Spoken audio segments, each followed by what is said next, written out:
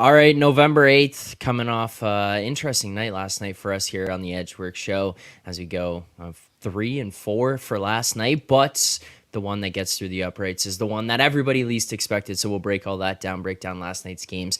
If you do want to see those picks, obviously you can find it on the BetStamp app, and as always, I want to remind people that today's show is sponsored by BetStamp. The easiest way to improve as a sports bettor is by using multiple sports books and always getting the best odds. We recommend using an odds comparison tool like BetStamp to help you do so. BetStamp compares odds across every sports book, whether it's for games, futures, or player props. You can save time and money by checking BetStamp before you bet. So make sure to download the app today. It is available on iOS, Android, as well as signing up on the web. If you are looking to sign up for a new sportsbook account, please check out the offers available at betstamp.app/edgework. You can also click the link in the description, whether you're listening on podcasts or watching back on YouTube. It is in the description of this video, this episode, whatever it is, but that's also betstamp.app/edgework. If you do sign up through here, it does help support the show. I have a long dialogue here. I don't know if you want me to get into it before I introduce you guys, or you just go right away. Just do it. All right. Just give him his platform. Get it out of the way. This was sent over to me this morning, bright and early. I woke up and I saw this. Zach, should it please the group, here's a statement to be read today. From the desk of Matt Wamsgens Russell. It's come to my attention early Wednesday, previously widely perceived to be impossible. The San Jose Sharks have won a hockey game. What's up? At this time, I'd like to send out condolences to such things as, in quotes, Philly moneyline at an ungodly price for a mediocre outfit. Philly -1.5. Philly -2.5, and so forth. Tuesdays just aren't for everybody, and that's okay. I'd like to thank Alex Moretto. While to many in the Edgework community, it likely seemed that, in quotes, cousin Alex was turning his back on his disgusting brother in an act of high treason befitting the Waugh family, in brackets, Logan, not Patrick. I understand that his lack of support and apparent disinterest in #value was merely a ploy so as not show jinx to the bet by having a consensus, a truly heroic effort to fall on his sword. If it is to be said, so it be, so it is. Lastly, overcoming a 39-19 shot disparity couldn't be done without Kyle digging deep, Burrows, Ty smoldering Emberson, Jan the man Ruda, things of that nature. It's those real people who I've learned to exist in support of Mark the Knife, because he'll shiv you without looking, Blackwood, that make this whopping +160 win possible. Even if we can't help but still wonder, is it enough? Where do we go from here? You might ask. Well, winning an overtime/shootout game would be neat. Now 6 straight losses, thanks Kraken. But before we climb that mountain, it's just nice to see the light underfoot as the sun sets on San Jose's losing streak. Sundown, you better take care. If I find you be... Sundown, you better take care. If I find you been creeping around my back stairs, long live the Disgusting Brothers and Tuesdays, the CEO. Amazing. I can relate to all the shootout losses. I'm 0-5, so I certainly relate to that part of this. There you go. So there's the statement that was sent over bright and early this morning. That was crafted up, I'm sure, throughout the course of the day yesterday and into this morning. That was then sent over and requested to be read off here on the show today. But there you go. San Jose Sharks get it through the uprights for us and get us that win. But I mean, Moretto, like, we saw the game. We read in Matt's message here about about what happened in the game itself. Like, this San Jose Sharks team still stinks. Like, there's no other way around it.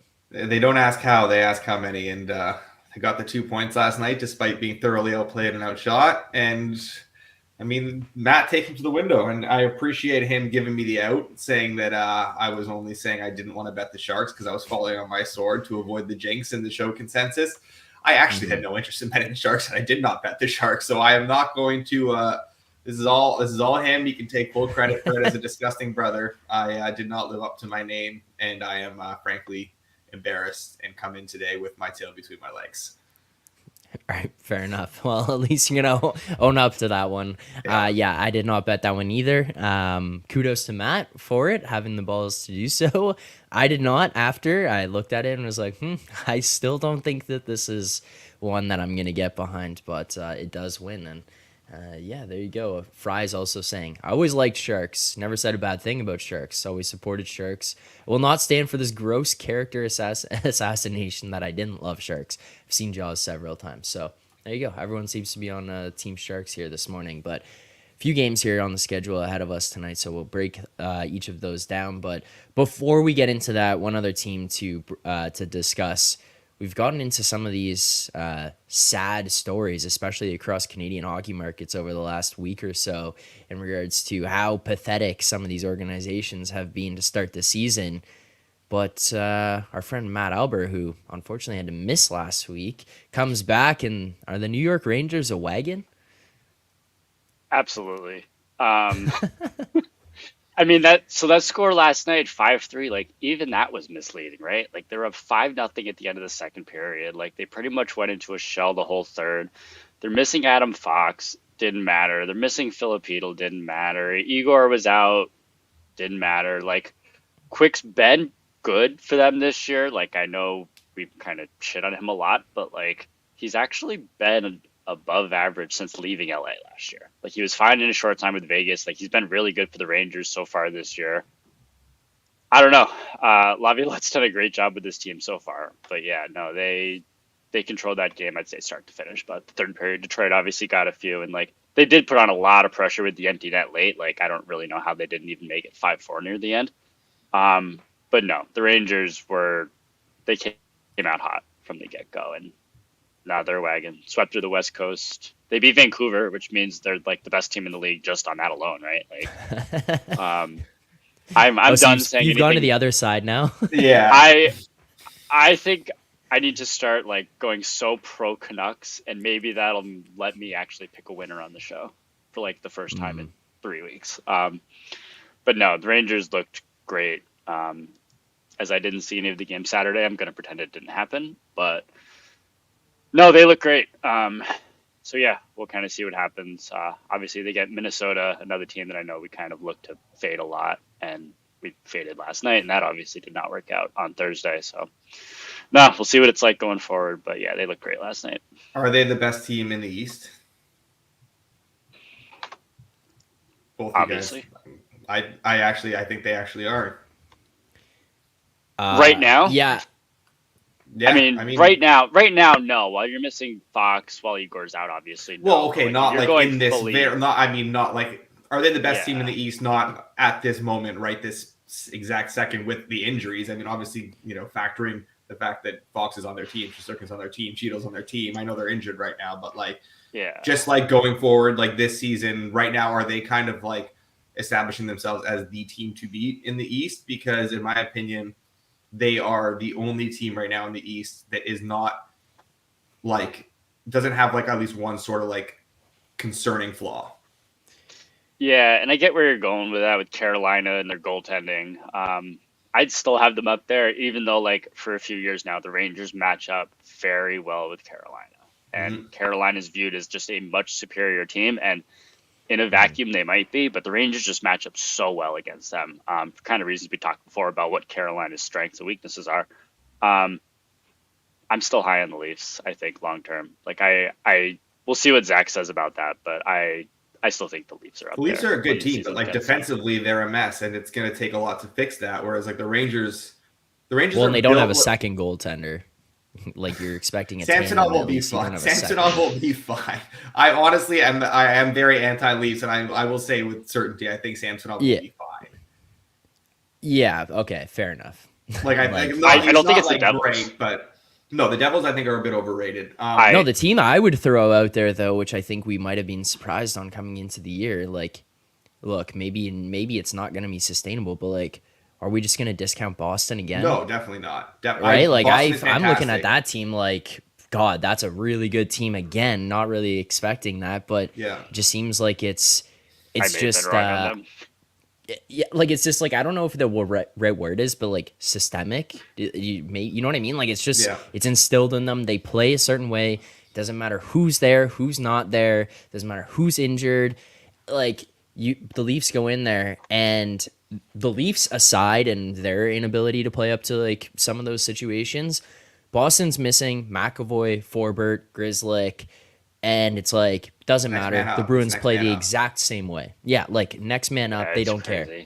No, like I that team's really good still. My thing with the Bruins and the Rangers is that both of these teams are basically built the right way to have success in the playoffs, right? They're built from the back out, and like they have elite scoring up front, which obviously you need, but you also have that base to fall back on. Whereas like the Leafs have probably the most, elite scoring up front, but they also don't have that base to fall back on. If those guys aren't scoring, they can't turn to like, okay, well, we're just going to not give up much, and we're going to play good defense, and we're going to win that way. I don't think they have the ability to win that way right now. But again, I'm not trying to turn this into a Leafs thing. This is more of like, I'm just, in terms of the Rangers, I do think the Rangers have kind of established themselves as the team to beat right now in the East, and Boston's obviously right up there. The concern was their center depth coming into the season, but like Patra has been fantastic, and Zack has been good. Zack has filled the void at center pretty well. Coyle too. Like they don't have a number one center, sure, but they have like probably 3 number 2 centers.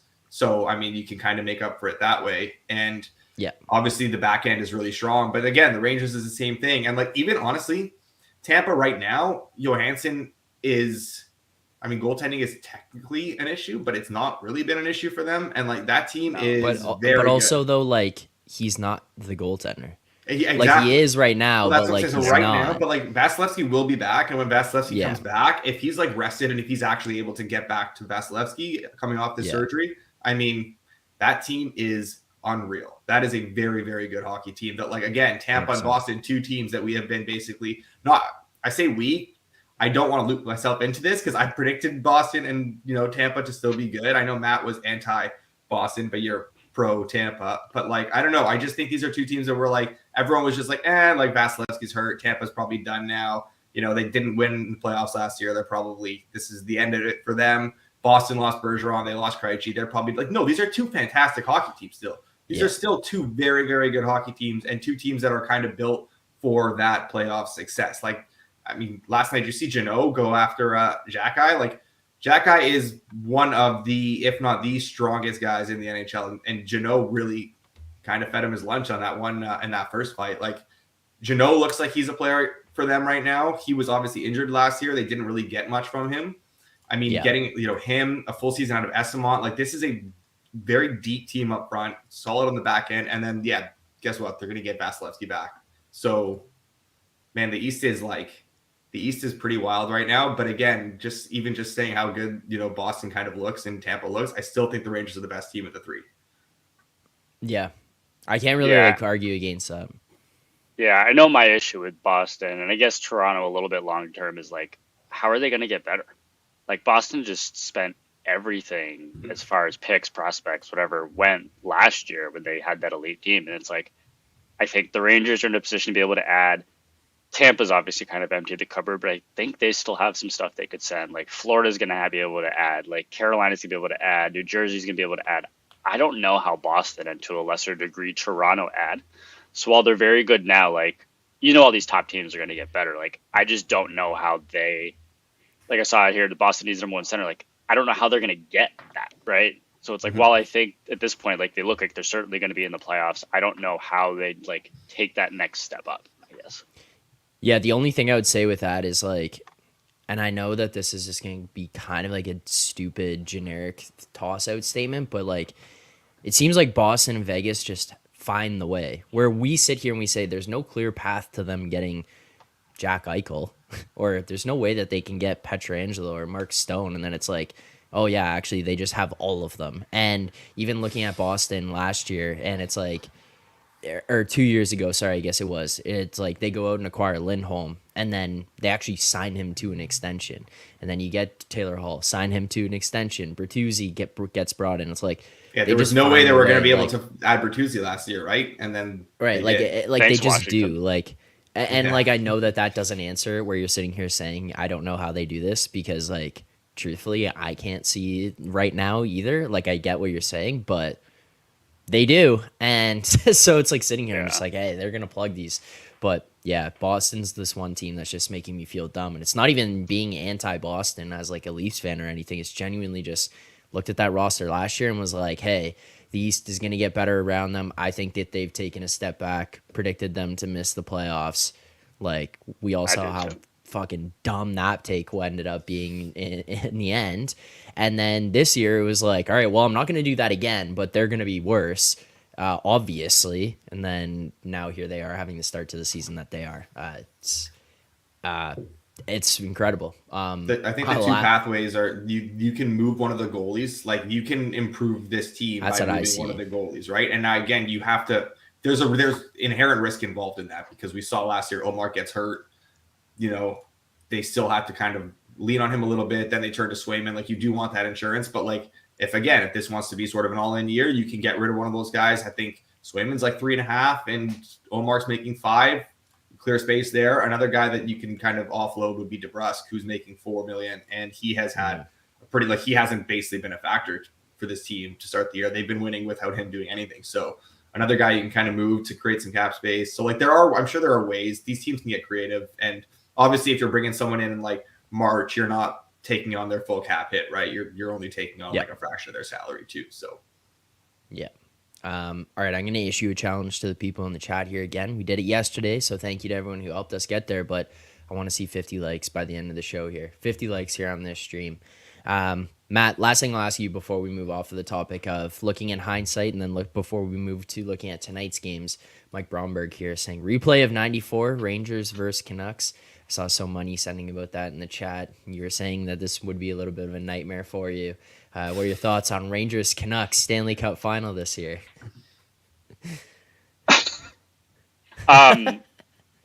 Yeah, I think that's about it. I think it would be like every analytics fan's nightmare, right? Like you get the Rangers who everyone's been against the last couple of years. You get the Canucks that everyone's kind of been against so far this year on it. And you just get two goalies that are going to have like 97 save percentages, and every game's going to be like 3-3 somehow because every shot's going to end up in the net. I don't know if that happens. Like we need to do like shows with So Money and I every day before the game because that would be like, yeah, that would be must watch during the game. We could have it would just be like that draft party with Alex B. Smith going crazy when they won Bedard. Like it would be it'd be a heck of a time, but. Nah, they obviously look great so far. A lot better than the Leafs and the Habs. Sorry, fellas.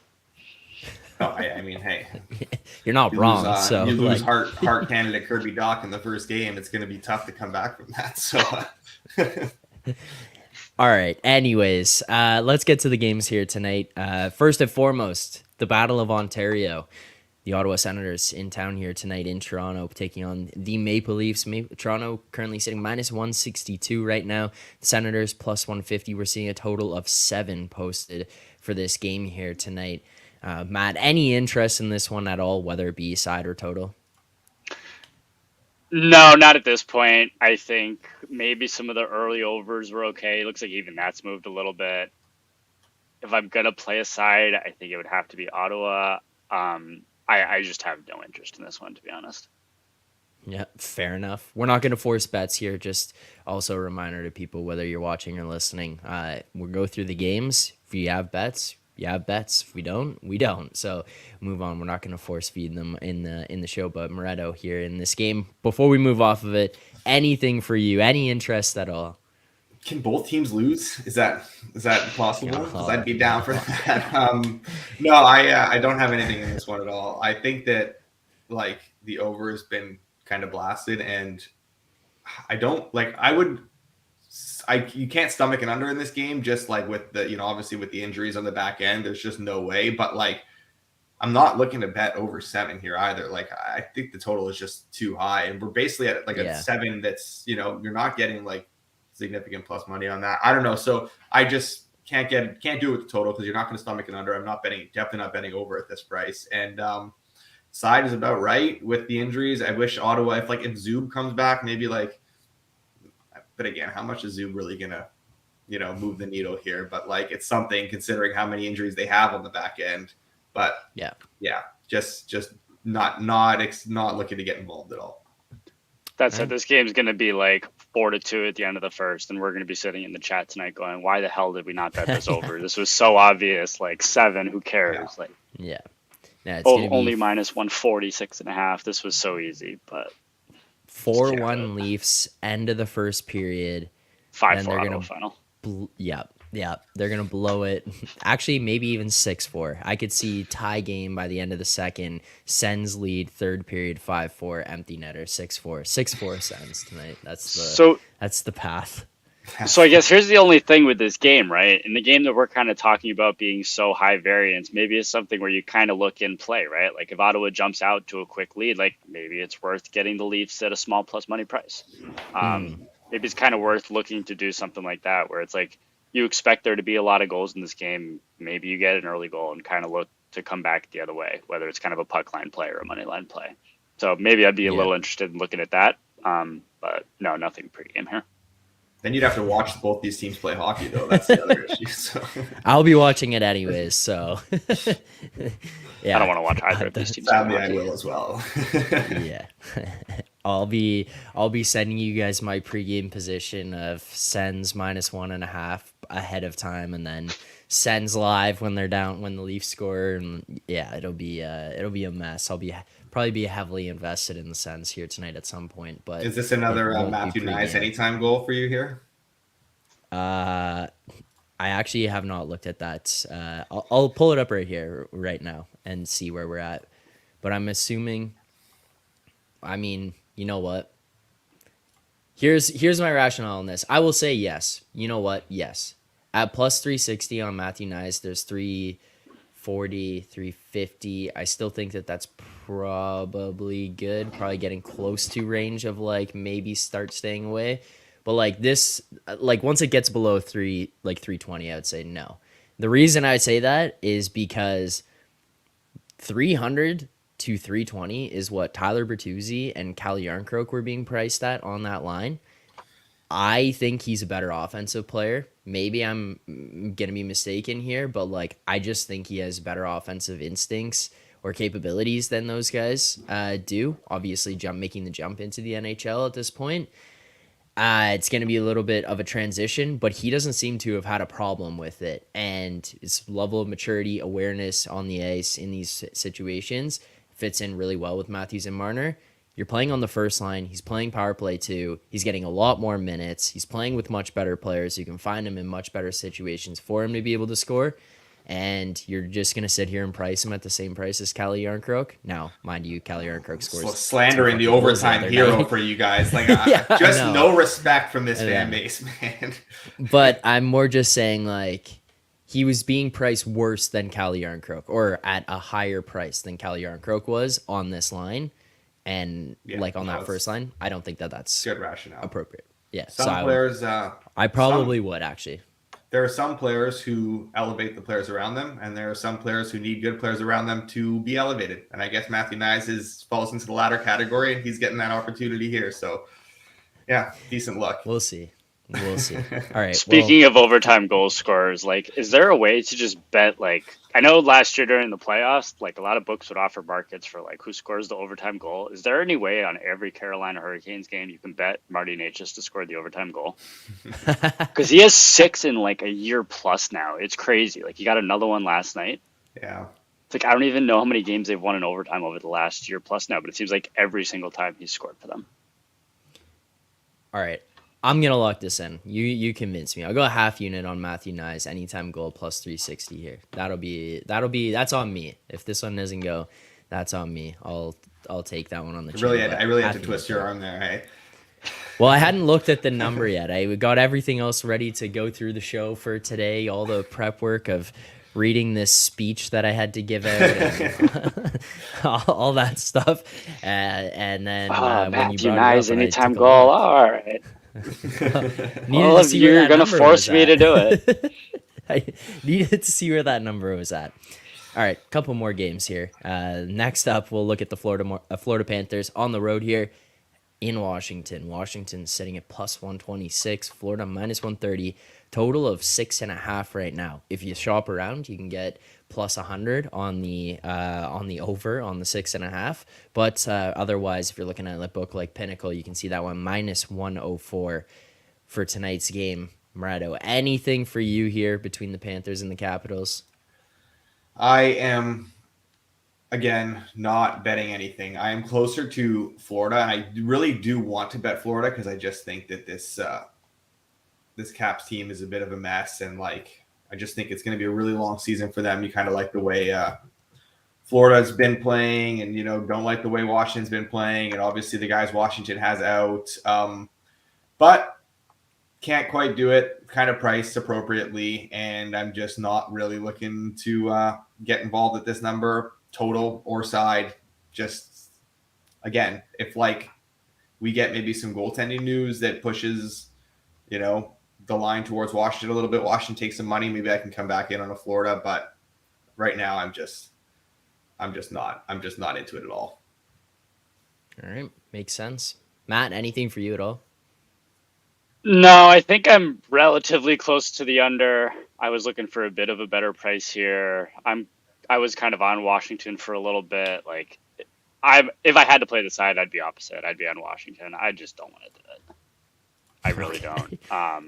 But no, I think if anything, I'd be looking to play the under here. The price isn't quite there for me at minus 115. What would you need on that under? Minus 105. Which All I don't currently see on my side at least, Yeah. but Yeah. about 10 all cents right. better probably for small play. Nothing there then in that game, and we'll go to our final game of the night. I know there was some interest ahead of the show, not fully bought in yet, but Moretto, if we're looking at this game between the Golden Knights and the LA Kings tonight, it's not a Tuesday, so no Kings Tuesdays here. Otherwise, this would just be auto click here for us.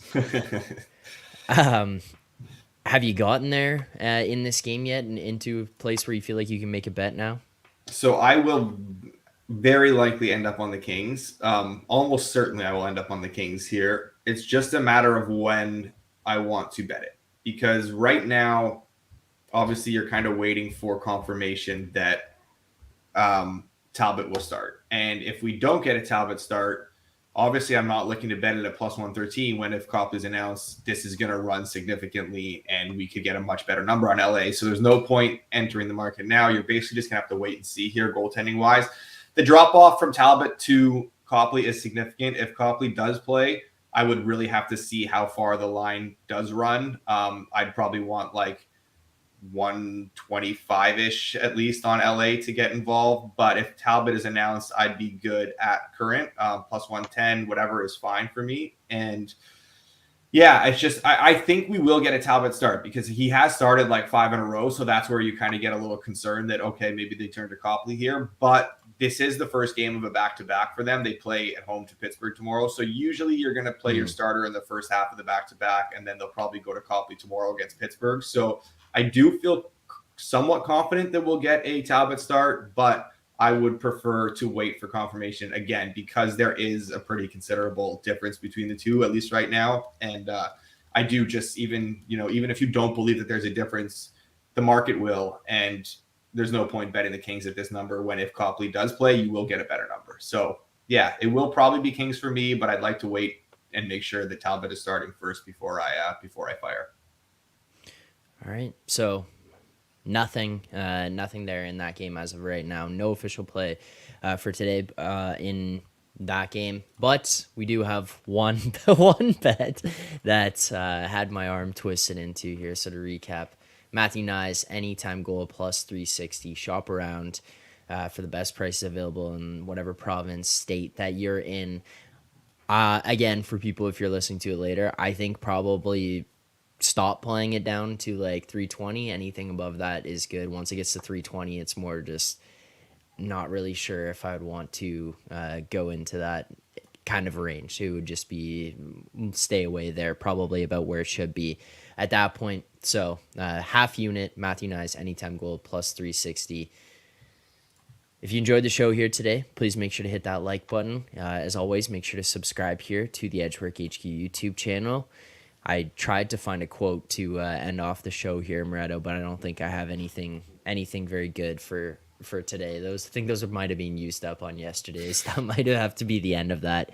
But thank you to everyone who tuned in. Matt, Alex, thank you guys so much for taking the time here to do this morning. Do appreciate that. For everyone else looking for more bets here today throughout the rest of the day, you can go over to the board NBA after this and find NBA best bets, Jacob Grimenia, Pips NBA, breaking down the NBA slate for tonight, player props, SGPs, as well as looking at some sides and totals, previewing tonight's NBA games. Make sure to go over and check that out as well. And then we will be back here tomorrow morning, 10:30 a.m. Eastern time, to break down tomorrow's NHL games, give out our best bets and previews yet again. But also, I'm seeing there is we are going to get a best bet here, actually. One more before we leave. One more before we wrap up. So to those who didn't leave yet, Matt, what's going on? Yeah, we just got a Kemper confirmation tonight, and I found a -103 on that under at Pinnacle, so I'm going to play that for a half unit. Florida Washington under 6.5.